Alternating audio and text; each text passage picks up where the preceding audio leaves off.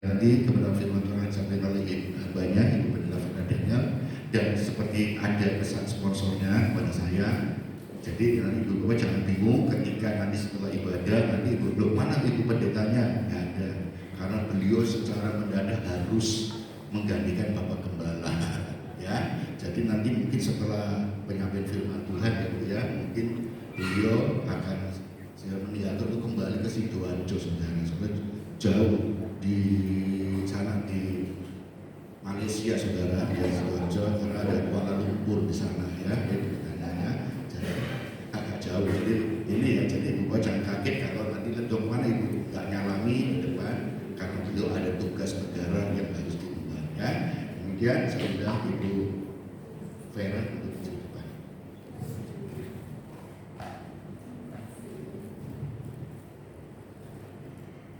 Shalom Bapak Ibu. Senang sekali saya bisa kembali bersama dengan Bapak Ibu. Mungkin untuk ibadah raya entah berapa kali, tetapi yang saya ingat ini keluarga muda. Ya, kalau keluarga muda saya sering layani jemaah di tempat ini. Dan kalau Bapak Ibu baru pertama kali lihat saya, perkenalkan, nama saya Vera Daniel. Saya wakil gembala dari Kota Sidoarjo, dari GPDI, Gereja Pentekosta di Indonesia. Saya percaya pagi hari ini Roh Kudus ada di tempat ini. Amin. Aduh, tadi Bapak Ibu saya bersyukur sekali melihat pertolongan Tuhan, karena waktu saya keluar dari tol ternyata ada acara di Surabaya ini. Saya baru tahu. Jadi penutupan jalan di Darmo itu bingung saya. Di sini tutup, lalu di mana-mana terjadi kemacetan yang luar biasa. Saya bingung, saya ini lewat mana, karena saya bukan orang Surabaya. Tapi puji Tuhan saya cepat-cepat pakai aplikasi dan akhirnya diarahkan ke Putar ya. Puji Tuhan bisa tiba. Kalau saya bisa sampai di tempat ini, saya tahu Tuhan itu mau saya jadi berkat buat Bapak Ibu. Ya, saudara sudah berdoa, saya juga sudah berdoa. Mari buka hati kita. Inilah kebenaran firman Tuhan yang Tuhan simpan di hati saya. Untuk Bapak Ibu saudara sekalian di tempat ini, saya percaya Tuhan mengasihi Bapak Ibu. Terima kasih untuk Bapak Gembala serta seluruh pengurus di tempat ini yang sudah memberikan kepercayaan kepada saya. Mari bersama-sama Bapak Ibu kita lihat dalam Filipi pasal yang keempat. Filipi pasal yang keempat ayat yang ke-13. Filipi pasal yang keempat ayatnya yang ke-13. Saya rindu kita baca bersama-sama. Boleh Bapak Ibu kita bangkit berdiri. Kita akan baca ayat ini bersama-sama. Filipi pasal yang keempat ayatnya yang ke-13. Hitungan yang ketiga kita baca bersama-sama. 2, 3. Segala perkara dapat kutanggung di dalam Dia yang memberi kekuatan kepadaku. Amin. Puji Tuhan, silakan duduk. Bapak Ibu, kalimat ini diungkapkan oleh Rasul Paulus. Pada waktu saya berdoa memasuki tahun 2025, saya tahu jemaat ada banyak yang khawatir dengan tahun ini. Ya, apalagi melihat tahun yang lalu, tahun 2024, kesulitan secara ekonomi masih terlihat di sana sini. Banyak orang yang kelilit hutang, banyak orang yang mulai juga mengalami penyakit yang cukup tidak membuat nyaman tubuh. Lalu ketika saya berdoa, Bapak Ibu, apa yang harus jemaat tahu memasuki tahun ini? Ternyata Tuhan itu Bapa yang baik. Amin. Tuhan tahu kelemahan kita. Tuhan memahami kebutuhan saya dengan Bapak Ibu. Ada satu pesan Tuhan yang cukup kuat Tuhan taruh di hati saya, bahwa akulah Tuhan. Artinya apa? Tuhan tetap Tuhan.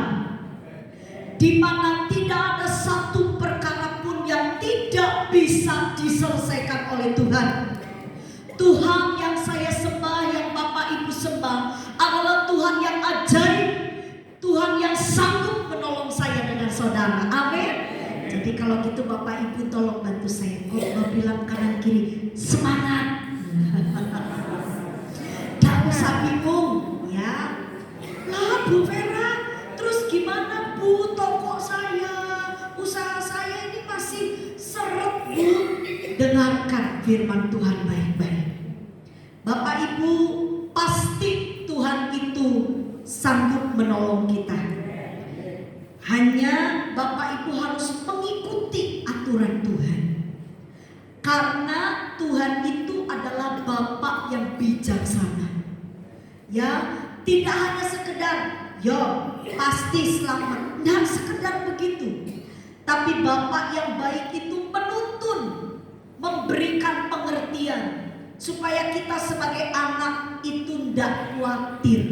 Jadi Bapak Ibu mari perhatikan. Nah, Rasul Paulus waktu mengatakan bahwa segala perkara apa aja yang Rasul Paulus hadapi, ternyata Rasul Paulus berkata, aku bisa menyelesaikannya dengan baik. Makanya Paulus katakan segala perkara dapat kutanggung. Itu artinya Paulus bisa menyelesaikan semua perkaranya dengan baik. Karena dia bilang dapat kutanggung, dapat kuselesaikan. Nah, cuma Bapak Ibu perhatikan kalimat ini Paulus berikan penekanan seperti ini. Segala perkara dapat kutanggung di dalam siapa? Di dalam Tuhan. Jadi Paulus katakan, aku ini bisa menyelesaikan perkaraku. Tapi perkara Paulus ini terselesaikan karena Paulus berjalan bersama Tuhan. Lalu bagaimana caranya Tuhan bisa menolong Paulus? Paulus katakan begini, yang memberi apa? Kekuatan. Berapa banyak Bapak Ibu yang mau tahun ini menjadi tahun yang berkemenangan? Katakan amin. Maka jawabannya bilang kanan kiri, harus kuat. Harus kuat. Kita sebagai istri harus jadi istri yang kuat. Amin. Jadi suami yang kuat. Jadi orang tua di akhir zaman ini harus jadi orang tua yang kuat. Kalau saudara tidak kuat, anak cucu saudara juga akan menjadi lemah. Saudara harus kuat. Nah, bagaimana supaya kita kuat? Nah, kita belajar dari Rasul Paulus. Kok bisa Paulus itu jadi orang yang kuat? Nah, saya ingin dulu menjelaskan kepada Bapak Ibu latar belakang ayat ini. Apakah Paulus itu nyaman? Nah, saudara, sebenarnya kalau saudara meneliti dengan baik ayat ini, Paulus ini lagi tidak baik-baik saja. Paulus itu banyak masalahnya. Makanya dia bilang segala perkara. Kata segala itu menunjukkan hal yang banyak. Dan masalah yang Paulus hadapi, perkara yang Paulus hadapi itu tidak mudah, cukup berat. Kalau mudah, ya tidak perlu Paulus bilang seperti ini. Gak perlu Paulus juga minta kekuatan dari Tuhan. Kenapa Paulus minta kekuatan dari Tuhan? Karena masalahnya berat, Bapak Ibu. Saya tidak tahu kenapa Tuhan taruh ayat ini di hati saya untuk Bapak Ibu di tempat ini. Saya tidak kenal Bapak Ibu, tapi Tuhan kenal saudara. Makanya kenapa seorang hamba Tuhan sebelum memberitakan firman, dia harus berjumpa dengan Tuhan. Dia harus ketemu dengan Tuhan. Karena setiap jiwa yang dilayani itu milik Tuhan. Dan hanya Tuhan yang sanggup menolong umatnya. Amin. Mari Bapak Ibu buka hati. Kalau mungkin ada di antara Bapak Ibu yang hari ini saudara sedang bermasalah dalam penyakit. Mungkin tubuh fisik saudara tidak terlalu sehat. Atau mungkin saudara sedang bermasalah dalam ekonomi. Mungkin saudara sedang kelilit hutang. Mungkin ada orang tua yang sedang bingung dengan biaya kuliah anak sekolah anak. Mungkin ada bapak ibu yang sedang khawatir dengan usahanya. Bapak ibu saudara, mari simak kebenaran firman Tuhan ini. Nah, saya bapak ibu coba meneliti. Karena saya ini wakil gembala, jadi jujur kebanyakan jemaat itu kalau ada masalah banyak larinya sama wakil, saudara ya. Kenapa? Karena kalau sama gembala rada sungkan. Jadi wakil-wakil ini yang memang setiap hari bergaul dengan jemaat ini, akhirnya jemaat itu ada apa aja ngobrol. Nah kebetulan memang saya ditunjuk oleh Ibu Gembala menjadi tangan kanan beliau untuk menggantikan beliau kalau sepertinya jemaat ada masalah. Jadi biasanya Ibu Gembala bilang, tolongin Ve, tolong dibimbing mereka. Oh iya tante. Bapak Ibu, saya suka catat. Jadi kalau jemaat ada masalah, saya catat semuanya. Ya, untuk apa? Supaya saya bisa doakan. Lalu saya minta hikmat sama Tuhan. Nah, Bapak Ibu, biasanya akhir tahun itu saya mengevaluasi. Ya, ada jemaat yang kalau ada masalah itu minta doa, selesai masalahnya enggak ngomong. Jadi pendeta doa terus, padahal masalahnya jemaat sudah selesai. Ya sudah happy-happy, saudara ya. Pendetanya yang susah-susah doa, no jemaatnya sudah seneng-seneng. Saudara, saya suka mengevaluasi, terus saya tanya, bagaimana kondisinya? Oh puji Tuhan, ternyata banyak yang sudah ditolong Tuhan. Nah, waktu saya mengevaluasi masalah sidang jemaat, saya mulai bisa menyimpulkan ada 3 masalah besar yang itu menjadi akar permasalahan jemaat. Yang pertama itu masalah antara sesama, mertua dengan menantu, ya, orang tua dengan anak, terus kakak dengan adik. Wah, ini saudara, atau sesama jemaat. Ya, ada hamba Tuhan dengan jemaat, ada Bapak Ibu. Sesama pelayan bisa gegeran. Nah, saudara, itu adalah sebuah masalah yang bisa melemahkan. Jadi ketika saudara ada hubungan yang retak, ada percekcokan dengan sesama manusia, itu bisa menjadi lemah. Sebab itu, ini masalah ini perlu kita pelajari. Yo opo caranya? Kalau kita ini punya masalah dengan sesama, ada banyak jemaat tanya, Bu Vera, saya ini punya pegawai saya ini, Bu Vera jengkel, tapi saya ini masih membutuhkannya, tapi buat saya ngamuk tiap hari. Nah ini kita mau belajar ya Bapak Ibu.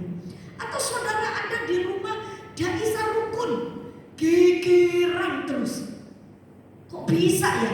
Tiap hari itu ada aja percekcokan antara suami dengan istri, antara mertua dengan menantu, atau orang tua dengan anak, atau kakak dengan adik. Ada lagi yang gegeran dengan tetangga Bapak Ibu.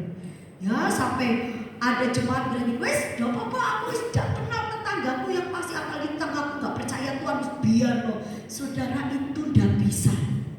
Di hadapan Tuhan itu bisa melemahkan kita. Karena Tuhan itu mau waktu kita datang sama Tuhan, hati kita ini harus beres.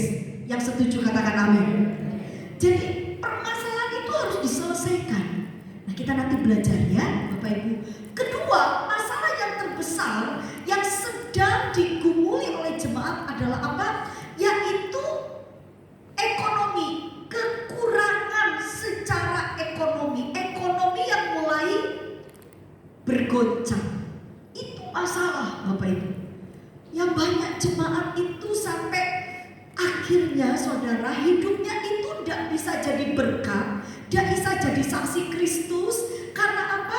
Karena dia ngutang sana, ngutang sini, tutup lubang, ya nanti digali lagi lubangnya. Waduh, dia pinjam dari sini, untuk bayar ke sini. Nanti yang ini minta, ya yang dihutangin minta dibayar, pinjam lagi ke lain tempat. Waduh saudara, sampai 1 kali. Dan ini banyak terjadi di dalam gereja. Saya tidak bicara tentang orang yang di luar gereja. Sampai akhirnya di gereja itu, kalau gembala saya itu sampai kasih satu ultimatum bahwa tidak boleh pinjam meminjam. Bayangin Bapak Ibu. Karena apa?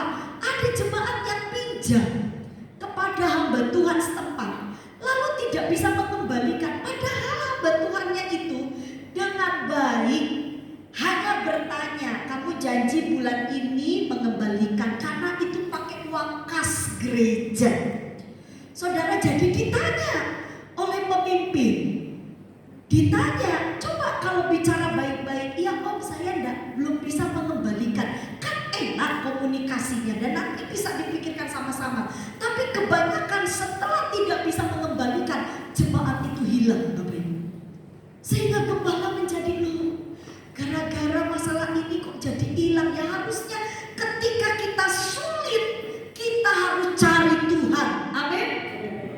Jangan jauh dari Tuhan, jangan malah tinggalkan ibadah, jangan malah keluar. Saudara-saudara masuk satu gereja, saudara pinjam di situ, tidak bisa melunasi, saudara pindah gereja, itu akan terulang kembali.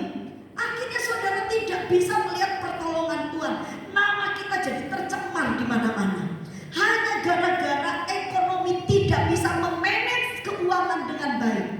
Lalu kita mengalami masalah ekonomi yang sulit. Bapak Ibu, kelihatannya ini biasa-biasa, tapi inilah celah iblis bisa menjatuhkan saya dengan saudara. Ingat, tahun semakin bertambah, Alkitab katakan kita akan memasuki masa yang sulit, masa yang sukar. Lalu bagaimana caranya? Nanti firman Tuhan akan menuntun saya dengan saudara. Nah, masalah yang ketiga, ini juga masalah Bapak Ibu. Saya heran saudara, ketika jemaat itu kekurangan, itu mereka cari Tuhan, masih mending. Ketika mereka ada dalam masalah, mereka cari Tuhan. Tetapi ada masalah yang paling mengerikan ketika mereka berkelimpahan. Ternyata waktu kita itu dalam posisi enak, banyak semuanya, itu juga masalah Bapak Ibu. Karena ada banyak jemaat Tuhan ketika dia dalam kondisi yang berkelimpahan, bukannya semakin dekat sama Tuhan, malah ngatur Tuhan. Saudara tahu, ada beberapa jemaat yang merasa diri lebih hebat, lebih kuat, lebih power dalam ekonomi, lalu dia ngatur hamba Tuhan. Saudara, ini berbahaya.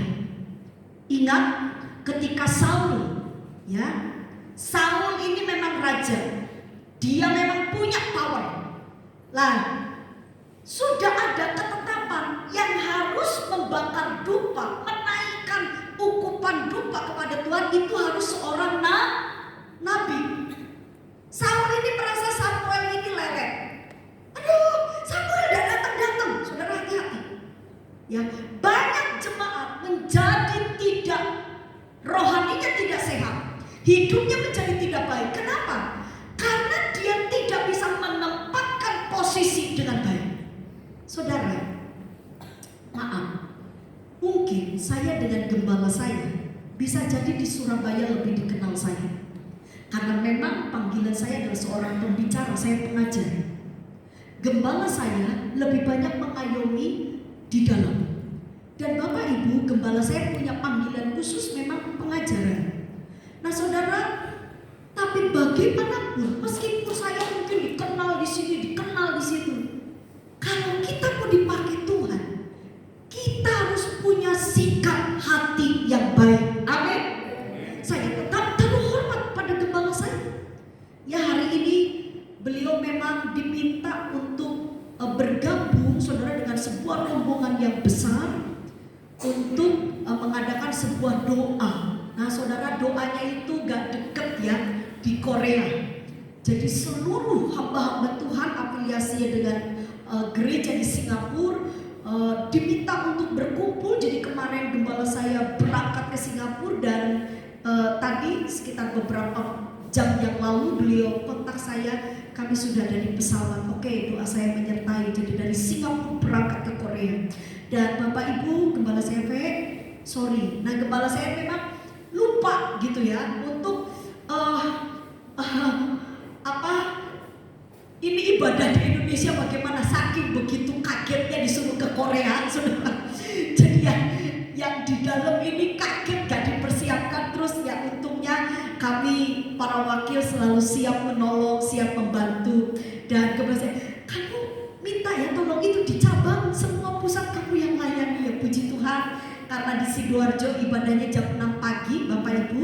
Jadi kami tadi jam 7:04 sudah selesai, jadi saya bisa datang.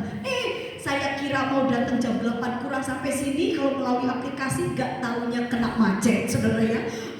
Di Darmo ditutup, jadi waduh ya. Tapi saya bersyukur sekali Bapak Ibu. Saya percaya waktu kita punya hati yang baik, pasti Tuhan akan pakai kita. Siapa yang mau dipercaya Tuhan, katakan amin. Mari kita belajar 3 hal ini. Kalau saudara sedang ada perselisihan dengan sesama, kalau saudara sedang ada kekurangan secara ekonomi, atau kalau saudara sedang nyaman-nyaman saja, apa yang harus saudara pahami? Sikap yang seperti apa yang harus ada pada diri kita? Mari kita simak, kita belajar dari Rasul Paulus tentunya. Jadi Bapak Ibu, ketika Paulus berkata segala perkara, nah 3 perkara besar ini, Bapak Ibu, yang pertama berhadapan dengan manusia. Ya, siapa di sini yang manusia, katakan amin. Saudara tahu apa artinya manusia? Manusia itu sekali-kali bisa benar, sekali-kali bisa salah. Itu jenenge manusia. Bapak-bapak di sini yang istrinya manusia, katakan amin, Pak. Kalau Bapak punya istri manusia, istri Bapak bisa salah enggak, Pak? Bisa, Pak. Ya, istri Bapak bukan bidadari yang turun dari langit, Pak, bukan malaikat. Kalau malaikat itu tidak mungkin salah. Dan istri Bapak juga adalah manusia, bukan setan. Kalau setan nggak pernah benar, Pak. Kalau Bapak merasa gini, istriku ini loh salah terus, coba dilihat dulu kakinya, Pak, ngawang apa enggak. Nah, kalau masih nginjek tanah berarti dia manusia. Kasih kesempatan untuk bisa berubah. Jadi Bapak Ibu, mari kita belajar apa yang Paulus hadapi. Saudara, saya waktu mempelajari Rasul Paulus, waduh luar biasa Paulus ini. Coba perhatikan ayat yang ke-10. Kita tetap di Filipi pasal 4. Di Filipi pasal 4 ayatnya yang ke-10. Mari kita simak baik-baik. Paulus berkata begini, aku sangat bersuka cita dalam Tuhan bahwa, perhatikan, akhirnya pikiranmu dan perasaanmu bertumbuh kembali untuk siapa? Aku. Jadi untuk Rasul Paulus ada apa ini? Saudara, mari kita simak baik-baik. Ayat ini bilang begini, memang selalu ada perhatianmu, tetapi tidak ada kesempatan bagimu. Ini sebenarnya sebuah peribahasa. Kalau saya paling suka mengupas ayat itu dari bahasa asli, karena dari bahasa asli kita bisa paham maksud ayat ini apa. Nah, saudara, ketika Paulus berkata begini, bahwa akhirnya pikiranmu dan perasaanmu bertumbuh kembali untuk aku.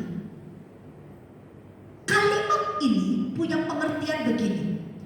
Paulus bersyukur karena akhirnya orang-orang jemaat di Filipi yang mereka itu punya pikiran negatif sama Paulus, mereka itu tidak menaruh hormat sama Paulus, mereka menganggap rendah Rasul Paulus, padahal Rasul Paulus itu diutus oleh Tuhan untuk menggembalakan, mengayomi jemaat di Filipi.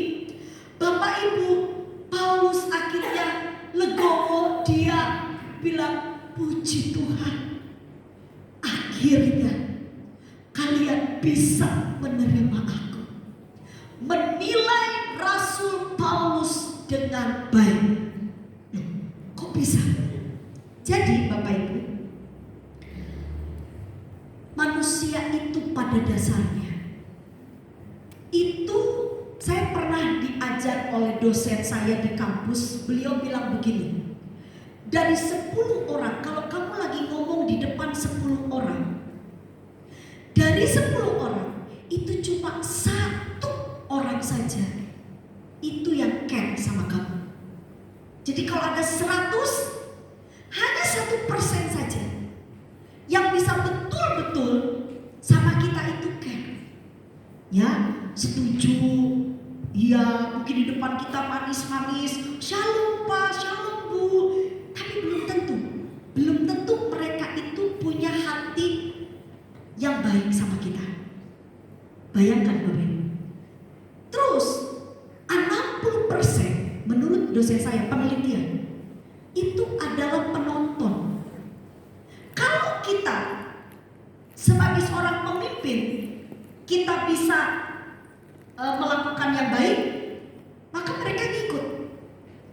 Tapi kalau mereka melihat kekurangan dalam diri kita, maka mereka akan langsung menjadi musuh atas hidup kita. Itu penonton.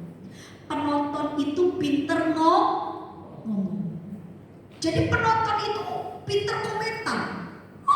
Begini, itu penonton. 60%. Terus, kan tadi yang care sama kita cuma 10%. Terus, yang 30%-nya bagaimana? 30% itu kebanyakan. Mereka itu tidak mempercayai kita. Jadi Bapak Ibu, ketika kita itu sedang melakukan sesuatu di sebuah komunitas, ingat, Paulus itu kasih teladan sama kita. Dia diutus Tuhan, dia punya hati yang baik. Tapi ternyata ada 30% jemaat di kota Filipi itu yang tidak suka sama Rasul Paulus. Dan celakanya 30% dari jemaat di Filipi ini adalah mereka bisa meracuni pikiran yang 60%. Yang tidak terganggu siapa? Cuma 10%. Yang 10% ini orang mau ngomongin apa, bagaimanapun dia, karena dia punya kedewasaan rohani, dia berkata gak ada pendeta itu yang sempurna, gak ada rasul yang sempurna. Tapi kalau Paulus bisa ada di kota Filipi, itu karena kehendak Tuhan. Jadi yang 10% tetap ngawalin Paulus. Tapi bayangkan Bapak Ibu, saya gak bisa, saya sampai bilang gini, wow, melayani di satu tempat atau beribadah di satu tempat tapi tidak direspon dengan baik. Bagaimana perasaannya? Saudara coba kalau saudara ada di satu komunitas atau di satu keluarga, saudara sudah jor-joran di situ melakukan yang terbaik, tapi saudara tidak dihargai, saudara tidak dihormati. Bagaimana perasaan kita? Bapak Ibu Saudara sekalian, masalah seperti ini, kalau saudara tanya sama saya, Bu Vera pernah gak diperlakukan kayak begitu? Sering. Sering. Bapak Ibu lihat saya ya. Ini terima kasih ya Pak ya, mimbarnya bagus sekali ya, dikasih ini. Jadi saya coba kalau kan saya jadi kayak mimbar gitu kan saudara. Saya ini postur tubuh saya ini masih penting saudara, saya pakai hak saya agak tinggi. Makanya dikasihlah celana agak panjang supaya kelihatannya agak sedikit tinggi. Jadi saya kan agak coba kalau hak sepatu saya dilepas. Sama saudara ini saya ya, apa ini? Saudara tahu satu kali saya pernah berkhotbah, diundang khotbah di satu tempat. Lalu pengurusnya bilang begini, nanti pembicaranya, saudara tahu ada satu itu yang mengurus gereja bisa bilang gini, iku yang ndek, astaga. Karena saya tidak mereka kenal, tapi itu masih mending, Pergi lagi saya satu kali khotbah di satu tempat.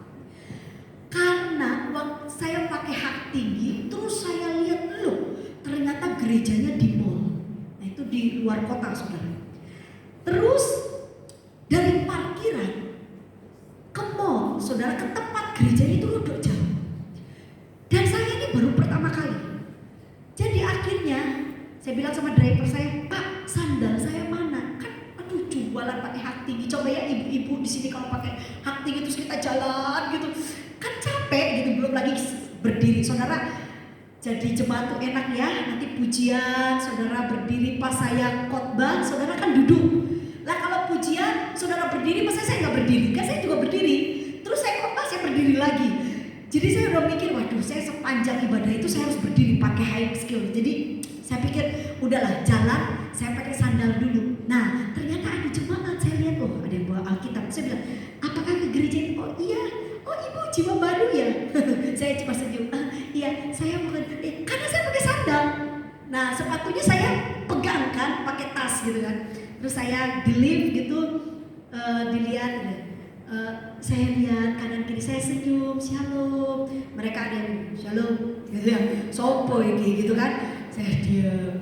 Sampai saya masuk ke gedung gerejanya, saudara, karena itu gereja besar dan saya lihat udah saya udah pakai sepatu dari kamar mandi, terus saya coba untuk duduk di belakang. Karena kan, iya, saya sebenarnya sudah bilang sama asirnya, shalom, saya Vera Daniel dari Sidoarjo. Saya kira kan pasti sudah diumumkan pembicaranya Vera Daniel dari Sidoarjo. Tapi asir juga bilang, oh ya silakan duduk, gitu. Jadi silakan duduk. Jadi saya duduk, ambil saya duduk paling belakang. Gembalanya bingung.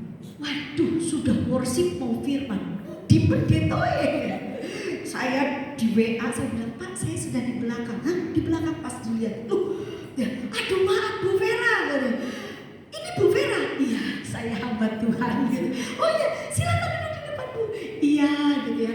Itu masih belum apa-apa. Selesai saya khotbah, baru pengurus lagi, Bu Vera, terima kasih Bu Vera. Bu Vera mau minum. Dalam hati saya udah ngelak dari tadi saya. Aduh ya. Aduh Bu Vera silakan Bu Vera gini. Iya. Kadang-kadang orang itu menghargai kita, saudara, dari penampilan. Betul? Wah, mobilnya bagus. Wah, bajunya bagus. Oh, silakan duduk paling depan. Itu manusia. Lihat. Itu manusia. Saya, kalau sepertinya saya itu ya, saya sampai begini. Saya tuh kepengennya jadi pendeta itu tinggi, putih, langsing gitu kan, cantik gitu, bulu mata bisa 4 double gitu kan. Wah, gitu ya, kalau kayak gitu, wih, itu pendetanya wih kayak artis gitu kan. Nah ini saya kayak begini loh Bapak Ibu. Jujur, kadang saya dihormati karena firman.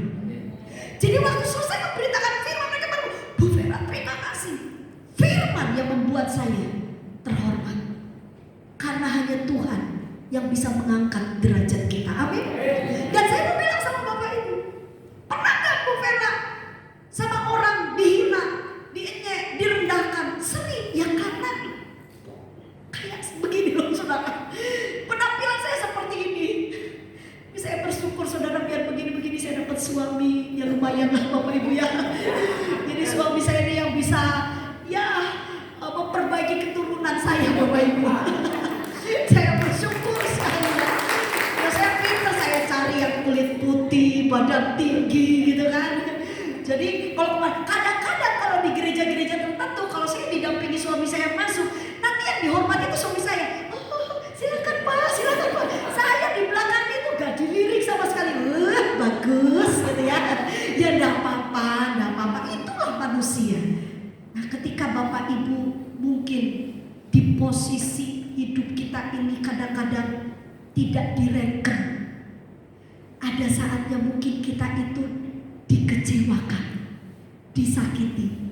Bagaimana sikap kita? Rasul Paulus luar biasa. Bapak Ibu perhatikan kalimat Rasul Paulus. Aku sangat bersuka cita dalam Tuhan bahwa akhirnya, lihat, akhirnya. Waktu saya pelajari berapa lama Rasul Paulus itu tidak direspon baik oleh jemaat di Filipi, ternyata sangat lama. Sangat lama. Itu punya proses waktu. Loh kok bisa akhirnya jemaat itu berubah? Kenapa? Jawabannya karena Paulus, Rasul setia. Amin. Setia apa? Yang kalau setia ada di tempat itu tapi membalas jahat dengan jahat, bagi saya gak mungkin jemaat bisa berubah. Setuju, katakan amin. Kenapa jemaat jadi berubah? Kenapa orang-orang yang benceno, kenapa orang-orang yang berpikir negatif sama Paulus, akhirnya yang tadinya memusuhi Paulus, berpikir negatif kepada Paulus, menjadi berubah? Karena Paulus tetap jadi orang baik. Saudara, kalahkan kejahatan dengan kebaikan.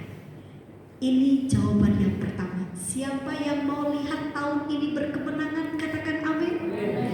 Tolong bantu saya, Konto bilang kanan kiri, jadi orang baik. Tetap baik, amin.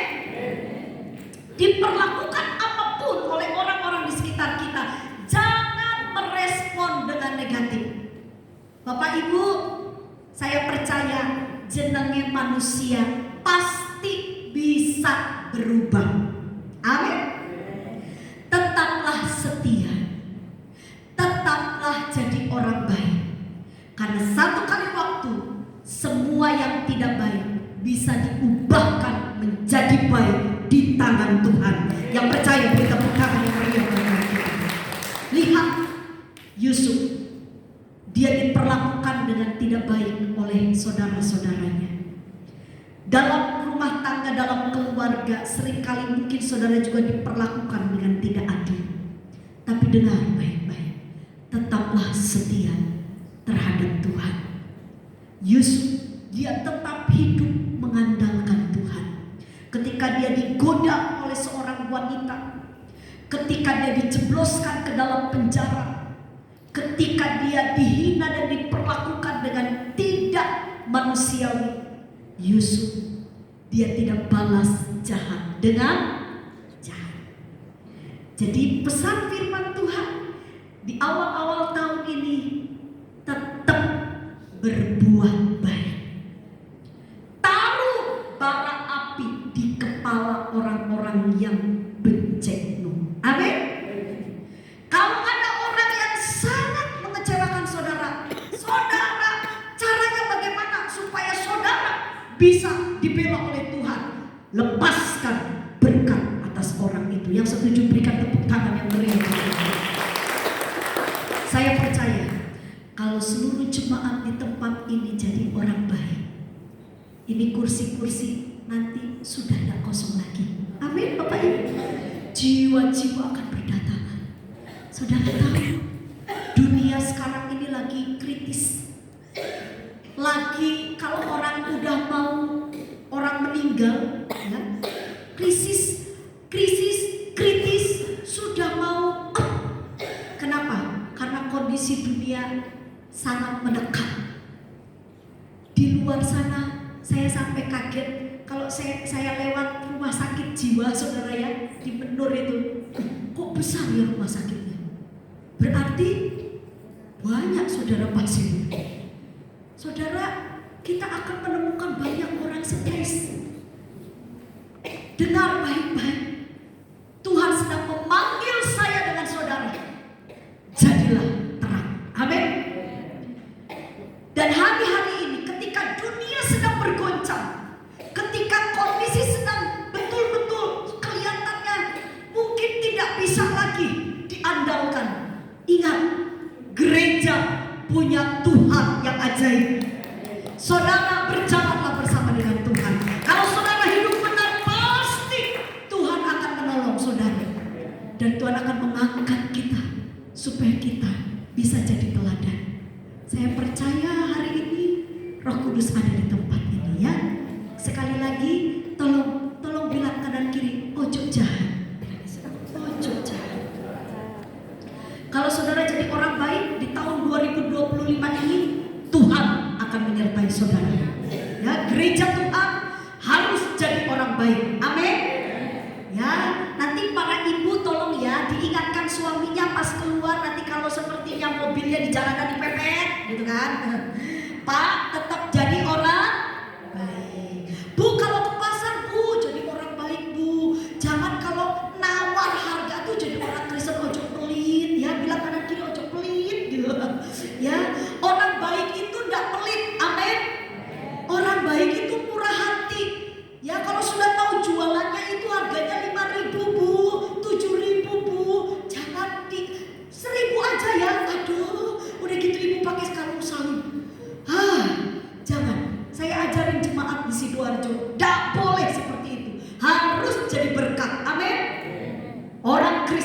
berbeda. Yang kedua, masalah yang kedua, kalau kita dalam kekurangan langsung dan dalam kelimpahan. Karena Paulus jawabannya juga langsung, saudara, kurang dan kelebihan. Kita lihat di dalam ayat 12, perhatikan ayat 12. Ini adalah cara Paulus mengatasi kondisi ini.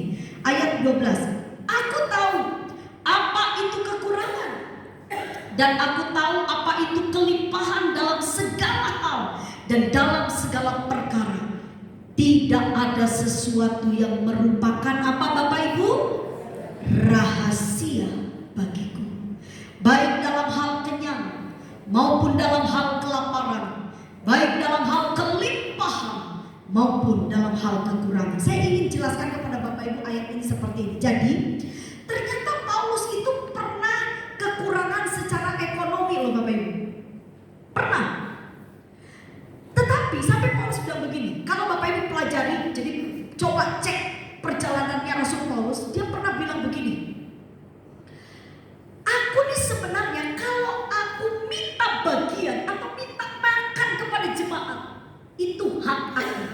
Paulus sempat menekankan, aku layak, aku berhak jika aku meminta kepada jemaat, karena jemaat sudah dilayani oleh Rasul Paulus.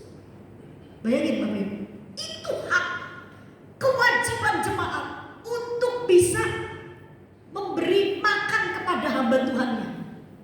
Karena si hamba Tuhan yang berdoa untuk memberkati sidang jemaat. Paulus bilang itu hak. Tapi saudara tahu, Paulus bilang, tapi aku tidak mengambil hakku. Lalu apa yang Paulus lakukan? Dia bekerja. Saudara, Paulus menjadi tukang, ya, tukang apa? Tenda. Paulus itu rajin Bapak Ibu. Bayangin, dia harus melayani jemaat, doakan jemaat. Kalau jemaatnya sakit dia harus doakan. Kalau jemaatnya meninggal dia harus layani. Kalau jemaatnya dalam kesulitan dia harus jadi pendengar yang baik. Betapa habisnya waktu Rasul Paulus. Tapi ketika Paulus kekurangan, Paulus tidak meminta bagiannya. Karena apa? Ya karena jemaatnya juga gak peduli. Itu, perhatikan. Coba kalau jemaat tidak peduli. Dan akhirnya Paulus kerja. Gak ngomong ke jemaat kalau mungkin di dalam rumahnya gak ada beras. Gak ngomong sama jemaat kalau mungkin dia lagi kesulitan secara ekonomi. Tapi perhatikan, Paulus bilang begini, semua itu bukan rahasia. Artinya apa? Sebenarnya kekurangannya Paulus itu kelihatan oleh jemaat, ketahuan. Kalau Paulus tidak kekurangan, untuk apa dia bekerja? Yang paham katakan amin. Jemaat lihat, Paulus kerja, oh dia perlu ternyata. Iya dong, kan hamba Tuhan juga manusia. Yang setuju katakan amin. Tapi dia kerja Bapak Ibu, dia kerja. Saudara tahu, Paulus bilang begini, aku nih pernah mengalami kekurangan. Ada jemaat tanya sama saya, Bu Vera pernah enggak goncang ekonomi sama Pak Daniel? Pernah Bapak Ibu. Sampai saya tuh doakan suami saya supaya suami saya sehat. Kenapa? Karena waktu itu keuangan kami habis untuk membiayai papa mertua saya.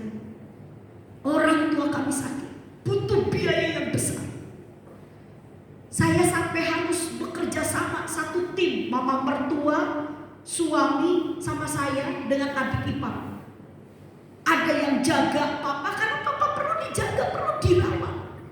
Ada yang kerja karena masuk rumah sakit perlu bayar, belum ada BPJS. Saudara, kan gak mungkin meskipun saya hamba Tuhan terus saya masuk rumah sakit, Bu, saya pendeta, masuklah rumah sakit Katolik gitu kan. Terus saya bilang, oh saya bayar dalam nama Tuhan Yesus, dikendir saya saudara. Iya bayar aja pakai uang, gak perlu pakai doa-doa. Kan gitu. Jadi kerja sama suami saya kerja, saya jagain papa. Waduh saudara, habis-habisan kita. Ada jemaat bilang, Bu Vera itu kalau orang tua sakit seperti itu kuat-kuatan uang. Bu Vera udah gak ada uangnya sama Pak Daniel, nanti papanya juga tidak mungkin bisa hidup. Tapi saya berdua dengan suami, kami tidak menyerah.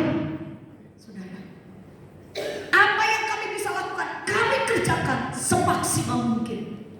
Waktu kita menghadapi ekonomi yang sulit, apa yang harus kita lakukan? Belajar dari Paulus. Paulus tidak ada rahasia terbuka, dan apa yang Paulus lakukan? Paulus tetap rajin. Amin. Kalau saudara kesulitan ekonomi, yang pertama, dekatlah kepada Tuhan. Yang dengar katakan amin. Setelah kita mendekat kepada Tuhan, bekerjalah. Jangan saudara minta bantuan manusia. Lakukan apa yang saudara bisa lakukan. Amin. Bekerja. Saya mengajar sidang jemaat, jangan jadi pemalas. Karena Tuhan tidak suka orang malas. Kerjakan apa yang saudara bisa kerjakan. Kalaupun apa yang saudara sudah kerjakan ditipu orang, mungkin tidak dihargai oleh orang, dengar. Yang melihat kita itu adalah Tuhan. Amin. Dan yang memberkati kita siapa? Tuhan. Siapa yang percaya berkat kita sumbernya dari Tuhan, katakan amin. Berikan tepuk tangan buat Tuhan kita. Dan Tuhan kita rajin. Jadi istri yang rajin, jadi suami yang rajin, bertanggung jawab. Dan saudara lihat, pertolongan Tuhan yang ajaib itu tidak akan pernah terlambat. Jadi kalau saudara kekurangan, jangan putus asa. Tetaplah lakukan apa yang saudara bisa lakukan. Seperti Rasul Paulus bilang kanan kiri, ojo putus asa. Tetap semangat. Puji Tuhan. Yang terakhir Bapak Ibu, dalam kelimpahan, Paulus katakan bahwa aku tahu dalam kelimpahan, dan dalam kelimpahan Paulus juga tidak ada rahasia terbuka. Nah, saya mau kasih tahu sama Bapak Ibu, kata rahasia ini punya pengertian, yaitu di mana hidup Rasul Paulus jadi suratan yang terbaca. Artinya Paulus tetap jadi berkat. Waktu dia kekurangan, Paulus gak jadi batu sandungan. Kenapa?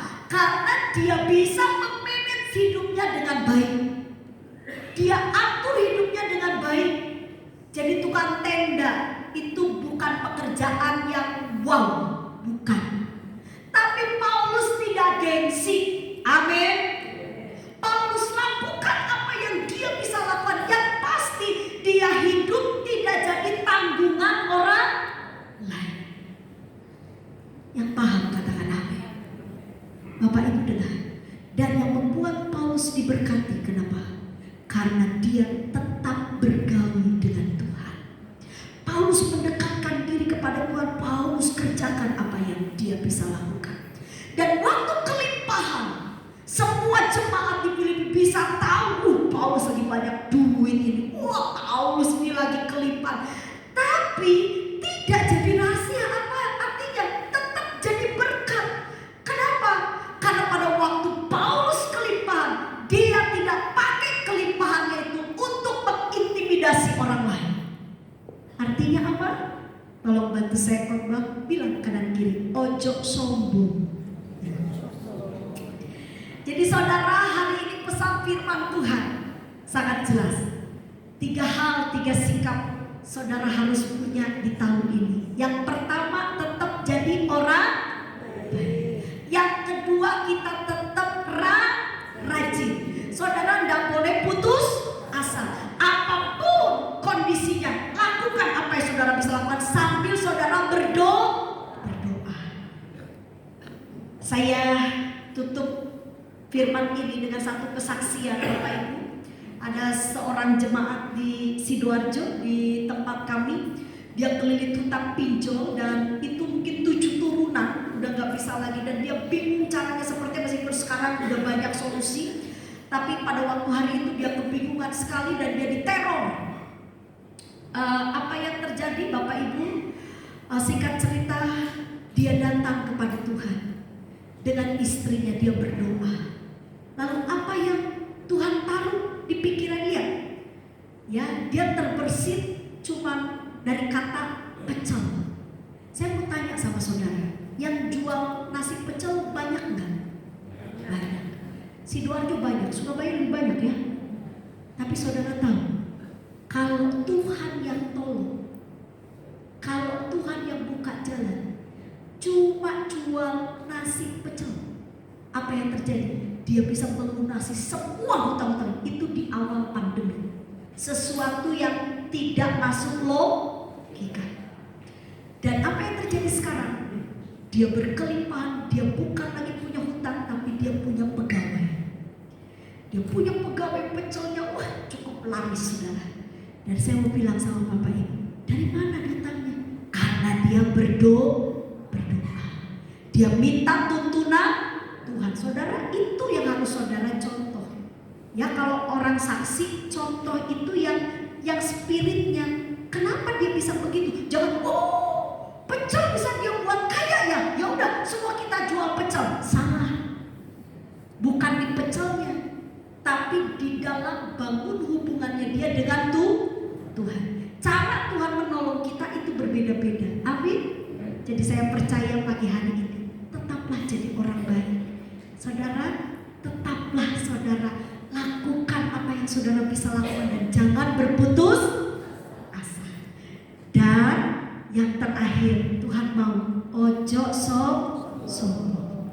Saya percaya hari ini Tuhan pasti tolong kita. Ya, Tuhan tidak pernah berjanji bahwa jalan itu akan selalu rata, mulus, tidak. Tapi percayalah, Tuhan berjanji akan selalu menyertai saya dengan saudara. Ada lagu ini, saya minta tolong tim Praise and Worship bisa bantu saya. Tuhan tak pernah janji, tapi percayalah, jangan pernah menyerah. Tuhan akan selalu ada bagi kita semua. Puji Tuhan. Sekali lagi Bapak Ibu, nanti saya mohon maaf kalau saya akan langsung kembali ya, karena memang tugas pelayanan menanti saya. Puji Tuhan. Terima kasih Bapak. Sudah bisa jemaat lagunya? Oke. Tuhan tak pernah janji langit selalu biru, tetapi Dia berjanji selalu menyertai. Tuhan tak pernah janji jalan selalu rata, tetapi Dia berjanji berikan kekuatan. Katakan, jangan pernah menyerah, jangan pernah menyerah, jangan berputus asa.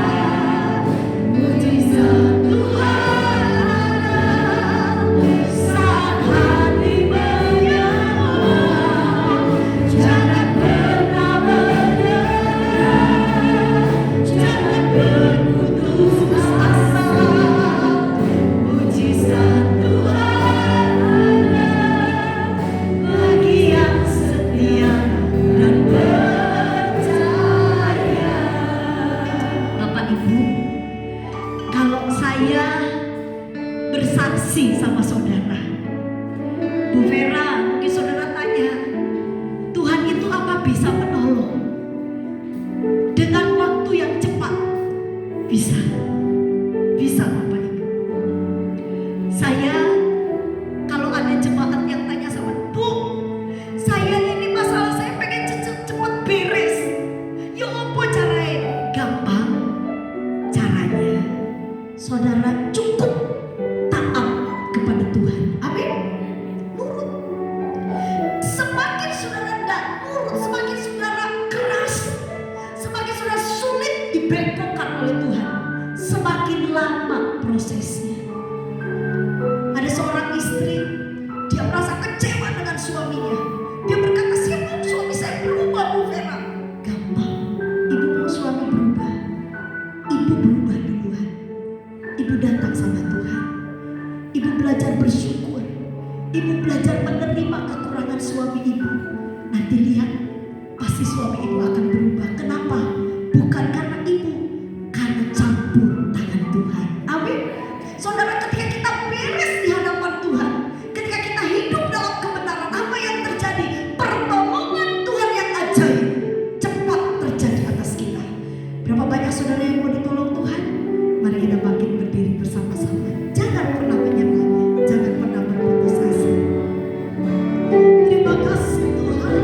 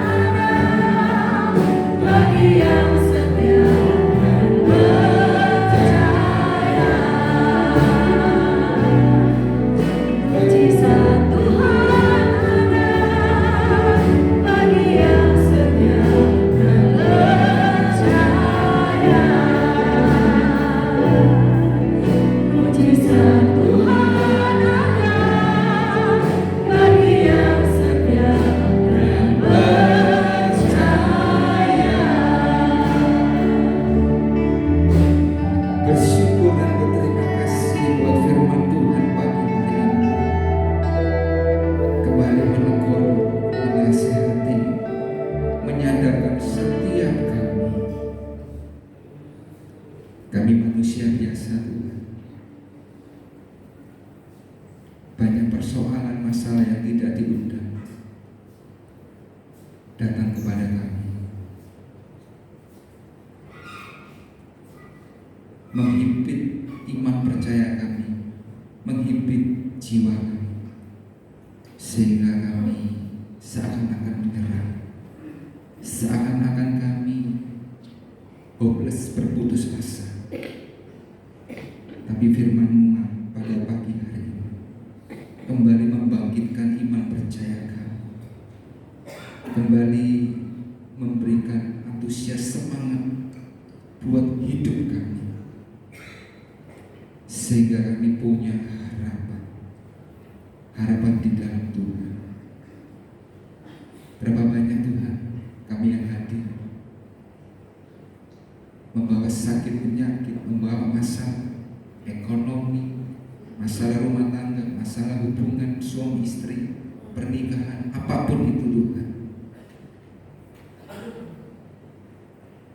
Malam ini sudah terjawab oleh firman-Mu pada pagi hari.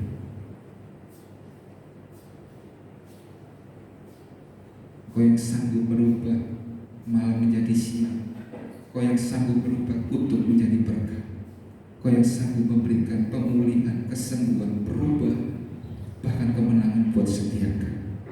Terima kasih ya Tuhan buat firman.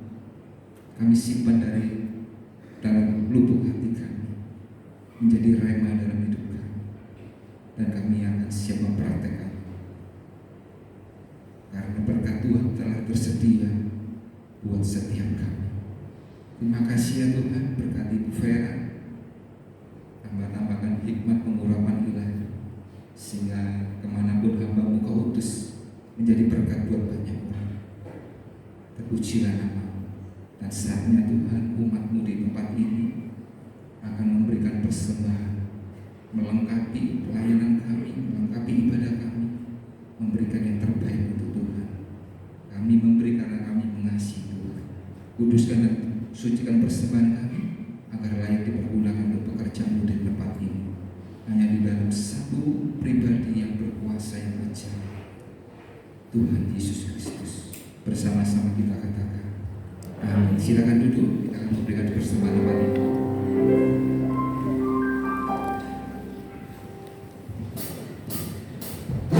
Serahkan semuanya kepada Tuhan. Jangan diserahkan kepada manusia, tapi serahkan semuanya kepada Tuhan.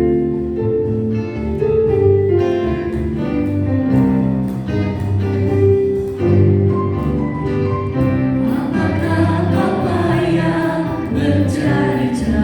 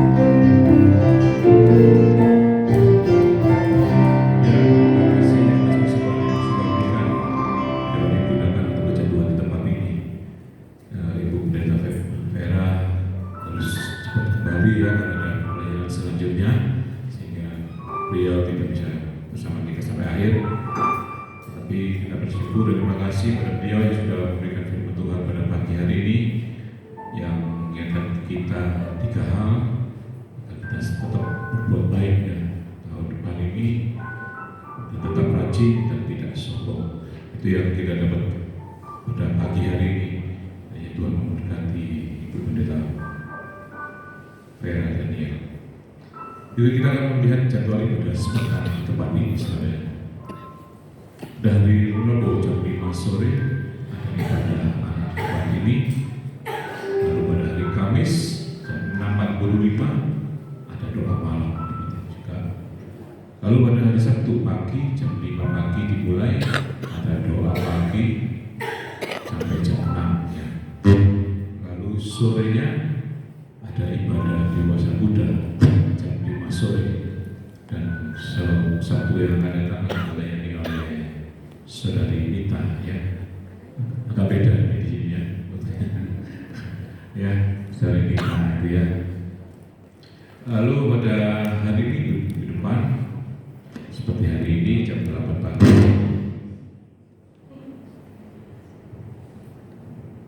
ada ibadah raya ya, jam 8 pagi dimulai.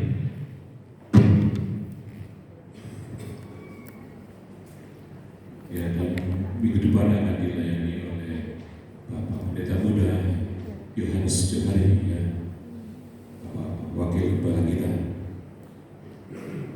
Juga pada hari Minggu ada ibadah JIM ya, Jesus ini pada remaja ya, akan dimulai jam 10.30. Juga pada hari Minggu tetap ada sekolah minggu jam 8 dimulai di lantai atas. Jadwal ibadah seperti di tempat ini. Berikutnya kita akan sama-sama baca B12. 1. Melayani satu sama lain dengan kasih Kristus. 2. Tolong menolong. 3. Suka Allah. 4. Suka memaafkan. 5. Sabar dan rukun. 6. Lemah lembut. 7. Hidup suci. 8. Bekerja dengan setia. 9. Rajin. 10. Jujur. 11. Sopan. 12. Berbuat segala sesuatu yang baik untuk memuliakan Tuhan. Filosofi pelayanan: hidup dengan iman, bekerja dengan panggilan. Filosofi doa: banyak doa, banyak berkat; kurang doa, kurang berkat; tidak berdoa, tidak ada berkat. Rahasia hidup dalam berkat Tuhan: berilah hati untuk Tuhan, pikiran untuk Tuhan, waktu untuk Tuhan, maka terjadi. Percaya dapat, pasti dapat. Juga ada tambahan pengumuman Israel, 2 minggu yang akan datang kita akan mengadakan kritik ya, tanggal 26. Jadi setelah ibadah raya kita sama-sama menuju bukit doa bikin ya. Ibu yang sudah yang sudah daftar ya untuk persiapkan 2 minggu lagi ya. Juga yang belum, kita masih membuka pendaftaran ya melalui Ibu Benisa sama Jandria, Ibu Andria. Masih ingin ikut, silakan setelah kegiatan pendaftar. Bila saya terlibat sepakat dan pengumuman yang disampaikan.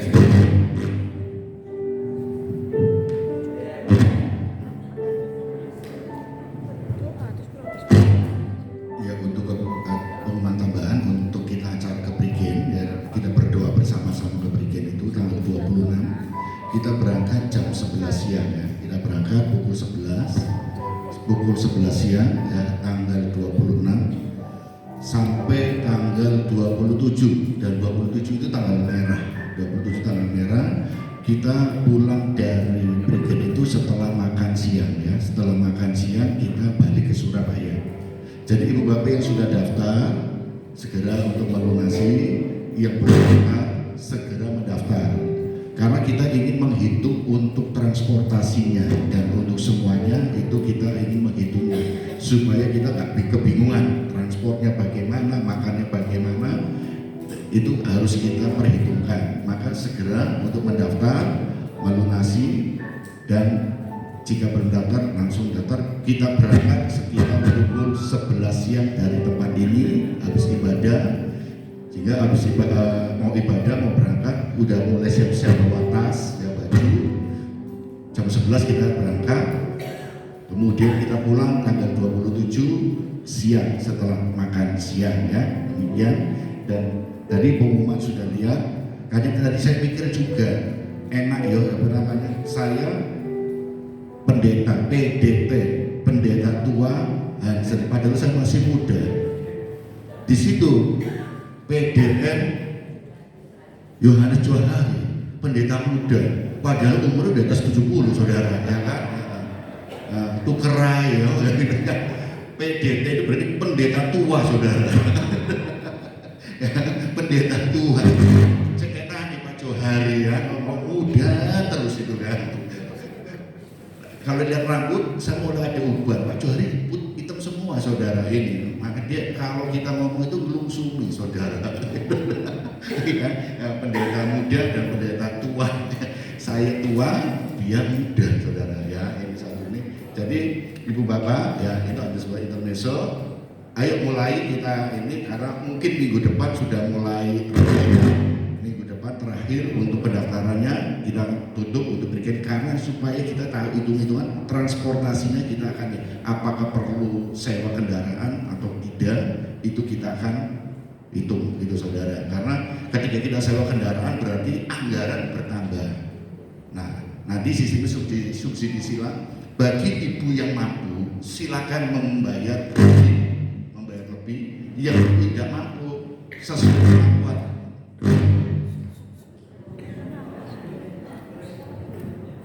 Sesuai kemampuan, ya kan? Sesuai kemampuan. Yang penting semua bayar, saudara. Aja ini, ya. Yang penting bayar, saudara. Ya, karena kita belajar untuk berkorban, kita belajar untuk saling-saling. Ya, saudara, segera ini, yaitu bayarnya berapa? 100.000, saudara. Itu untuk makan, saudara. 100.000. Karena kita nanti makan 3 kali, belum lagi ada snack-snack, saudara. Jadi snack makan sana ya kan, jadi itu biaya makan. Transportasinya kita akan gotong royong bersama-sama ya, bisa pakai nanti mobil-mobil yang punya mobil bisa diisi orang berapa ya, kita akan hitung makanya nanti berapa supaya kita bisa sediakan berangkat bersama-sama. Untuk aku mau sewa bis silakan, jentak nunuti saudara, cuma nunut ya. Silakan ya, sama-sama kita akan berdoa bersama, diatur oleh panitianya bagaimana jam-jam kita berdoa kita bersama, kemudian ada seri kita supaya kita arah kemana kita bersama-sama nih kita ke tahun 2025. 3 hal yang tadi pesannya adalah apa? Selalu tidak jemu-jemu berbuat baik, rajin, dan ketiga dalam kelimpahan atau kekurangan tetap jangan sombong ya gitu ya. Puji Tuhan, kita akan akhiri pada kita pada pagi hari ini. Saya undang ibu bapak untuk bangkit berdiri semuanya.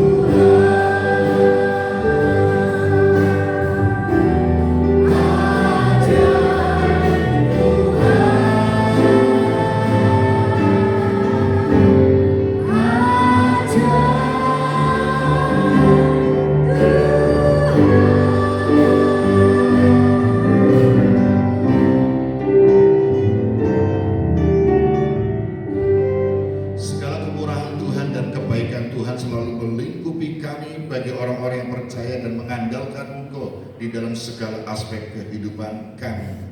Dan kami sebagai orang-orang yang telah hidup di dalam kasih Tuhan, yang telah ditebus oleh darah-Mu, dan kami boleh dilayakkan oleh kuasa-Mu, sehingga kami boleh melakukan perkara-perkara yang secara manusiawi kami tidak mampu. Tetapi di dalam Tuhan Yesus Kristus, kami mampu melakukan segala perkara-perkara yang Tuhan izinkan kami tanggung dan kami hadapi.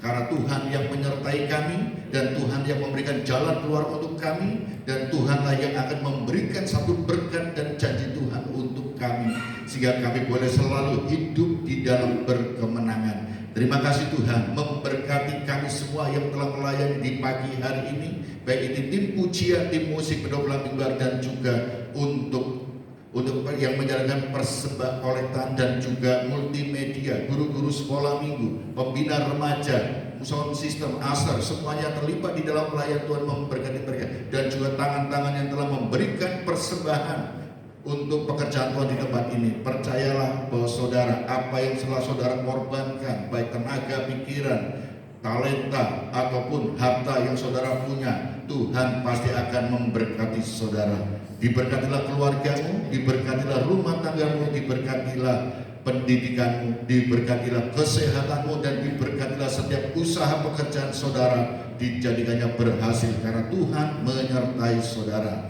Kami berdoa saudara kami yang tidak hadir karena mereka mungkin bepergian keluar kota, Tuhan sertai, ataupun mereka yang sakit, kami berdoa dalam nama Tuhan Yesus Kristus, Tuhan jamah mereka sehingga Tuhan memberikan kesembuhan untuk mereka. Mereka ada damai sejahtera sehingga mereka boleh bersama-sama kembali bersekutu dengan kami. Mereka yang saat ini lemah iman, Tuhan tolong kuatkan iman percaya mereka, jamah lawan mereka secara pribadi sehingga mereka boleh menemukan kasih Tuhan yang semula di dalam hidupnya. Dan juga Tuhan yang sudah lama undur, Tuhan jamah untuk kembali bersama-sama beribadah. Mereka adalah keluarga kami, rumah kami adalah tempat ini, rumah Tuhan adalah rumah kami, tempat kami bersama-sama untuk boleh belajar untuk mengasihi Tuhan. Terima kasih Tuhan, dan kami menyerahkan acara untuk kegiatan doa di Brigade 26 dan 27 ke dalam tangan Tuhan, supaya boleh berjalan dengan baik, dan kami boleh ikut bersama-sama untuk berdoa bersama-sama, dan kami boleh menaruh setiap pengharapan pergumulan kami ke dalam tangan Tuhan, baik itu untuk gereja kami atau untuk rumah tangga kami atau untuk pribadi-pribadi kami. Terima kasih, kami percaya Tuhan senantiasa memberkati kami. Setiap ibadah-ibadah yang diselenggarakan ada di dalam pengurapan daripada Tuhan.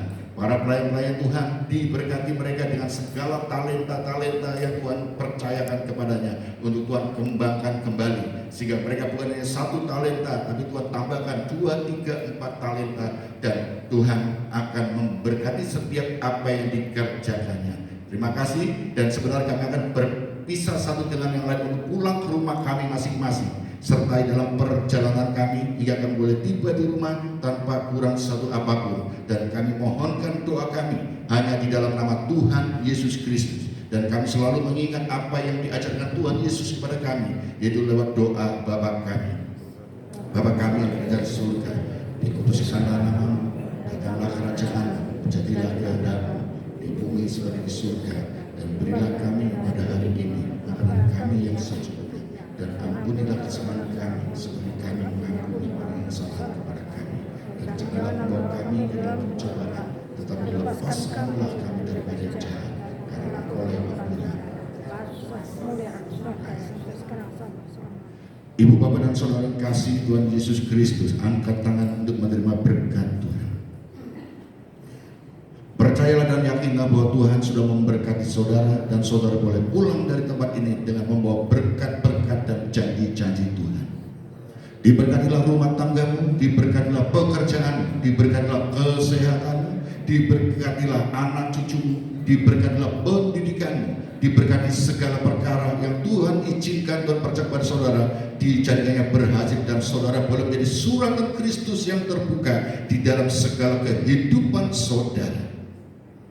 Terimalah berkat Tuhan di dalam kasih karunia Bapa di surga, keselamatan satu-satunya dalam Allah Putra Tuhan Yesus Kristus, dan persekutuan penghiburan Allah Roh Kudus menyertai saudara mulai pagi hari ini sampai selama-lamanya. Di dalam nama Tuhan Yesus Kristus kami berdoa dan mengucap syukur, dan sudah menerima berkat Tuhan. serta menutup ibadah raya di pagi hari ini. Yang percaya katakan amin. Sampai detik ini ku melihat